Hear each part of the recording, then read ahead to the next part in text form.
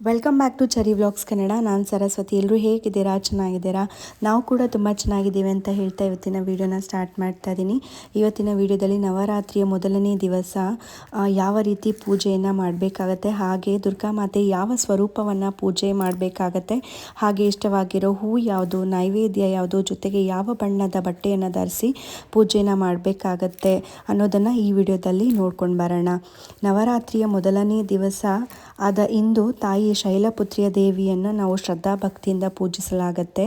ಶೈಲಪುತ್ರಿಯ ಅವತಾರ ಏನಿರುತ್ತೆ, ದುರ್ಗಾಮಾತೆಯ ಮೊದಲನೇ ಅವತಾರವಾಗಿರುತ್ತೆ. ಇವತ್ತು ಕಳಶ ಸ್ಥಾಪನೆ ಮಾಡಿ ಜೊತೆಗೆ ಶೈಲಪುತ್ರಿಯ ದೇವಿಯನ್ನು ಕೂಡ ನಾವು ಪೂಜೆ ಮಾಡಬೇಕಾಗತ್ತೆ. ಶೈಲಪುತ್ರಿಯ ದೇವಿ ಯಾವ ರೀತಿ ದರ್ಶನ ಕೊಡ್ತಾರೆ ಅಂದರೆ, ಇವತ್ತು ಬಿಳಿ ವೃಷಭದ ಮೇಲೆ ಕೂತ್ಕೊಂಡು ಬಿಳಿ ಸೀರೆಯನ್ನು ಧರಿಸಿರ್ತಾರೆ. ಒಂದು ಕೈಯಲ್ಲಿ ತ್ರಿಶೂಲ ಹಾಗೂ ಇನ್ನೊಂದು ಕೈಯಲ್ಲಿ ಡಮರುಗವನ್ನು ಇಟ್ಕೊಂಡಿರ್ತಾರೆ. ಮುಖದಲ್ಲಿ ಸೌಮ್ಯ ಸ್ವಭಾವವಾಗಿರುತ್ತೆ. ಕಳೆ ತುಂಬಾ ಚೆನ್ನಾಗಿರುತ್ತೆ. ಜೊತೆಗೆ ಅಭಯ ಹಸ್ತವನ್ನು ಕೂಡ ತೋರಿಸುತ್ತಿರ್ತಾರೆ.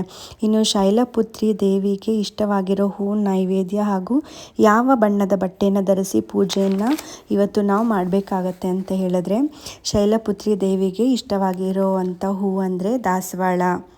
ದಾಸವಾಳ ಅಂತ ಹೇಳಿದ್ರೆ ಕೆಂಪು ದಾಸವಾಳ ಅಂದರೆ ತುಂಬಾ ಪ್ರಿಯವಾಗಿರುವಂಥದ್ದು.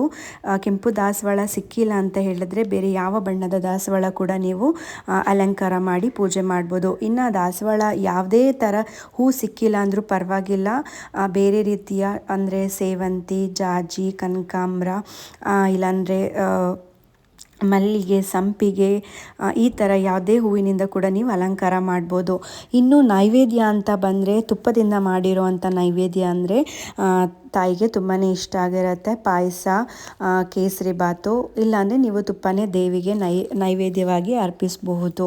ಅಥವಾ ಅದು ಕೂಡ ಆಗಿಲ್ಲ ಅಂತ ಹೇಳಿದ್ರೆ ನೀವು ಬಾಳೆಹಣ್ಣು ಕೂಡ ನೈವೇದ್ಯವಾಗಿ ಮಾಡ್ಬೋದು. ಇನ್ನು ನವರಾತ್ರಿ ಮೊದಲನೇ ದಿವಸ ಹಳದಿ ಬಣ್ಣದ ಬಟ್ಟೆಯನ್ನು ಧರಿಸಿ ನಾವು ಪೂಜೆನ ಮಾಡಬೇಕಾಗತ್ತೆ. ಇನ್ನು ಸಾಯಂಕಾಲ ಏನಿರುತ್ತೆ, ಘಟ ಸ್ಥಾಪನೆ, ಕಳಶ ಸ್ಥಾಪನೆ, ಅಖಂಡ ದೀಪಾರಾಧನೆ ಎಲ್ಲವನ್ನು ಮಾಡಿ ಹಾಗೂ ಹೊಸ್ತಿಲು ಪೂಜೆಯನ್ನು ನಾವು ಮಾಡ್ಕೋಬೇಕಾಗತ್ತೆ. ಹೊಸ್ತಿಲು ಪೂಜೆ ಕೂಡ ನವರಾತ್ರಿಯಲ್ಲಿ ತುಂಬಾ ಪ್ರಮುಖವಾದಂಥ ಸ್ಥಾನವನ್ನು ಪಡೆದಿದೆ.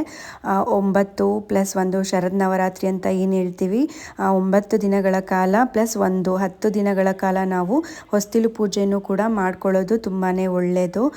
ಸೊ ಇನ್ನು ಈ ಸಮಯದಲ್ಲಿ ಸಾಯಂಕಾಲ ನೈವೇದ್ಯ, ಹೂವು ಎಲ್ಲ ಅರ್ಪಿಸಿ ಗಂಧದ ಕಡ್ಡಿಯಿಂದ ಎಲ್ಲ ಪೂಜೆ ಮಾಡಿ ಮಹಾಮಂಗಳಾರತಿ ಮಾಡಿ ನೈವೇದ್ಯ ಮಾಡಿ ತೆಂಗಿನಕಾಯಿಯನ್ನು ಒಡೆದು ದೇವಿ ಮಹತ್ವ ಬುಕ್ ಏನಾದ್ರು ಸಿಕ್ಕುತ್ತೋ ಅಂತ ಹೇಳಿದ್ರೆ ನೀವು ಅದನ್ನು ಕೂಡ ಓದ್ಬೋದು. ಇಲ್ಲಾಂದರೆ ದುರ್ಗಾಷ್ಟೋತ್ತರ ಯಾವ್ದಾದ್ರು ಇತ್ತು ಅಂದರೆ ಅದನ್ನು ಹಾಕ್ಕೊಂಡು ಕೂಡ ಕೇಳ್ಬೋದು.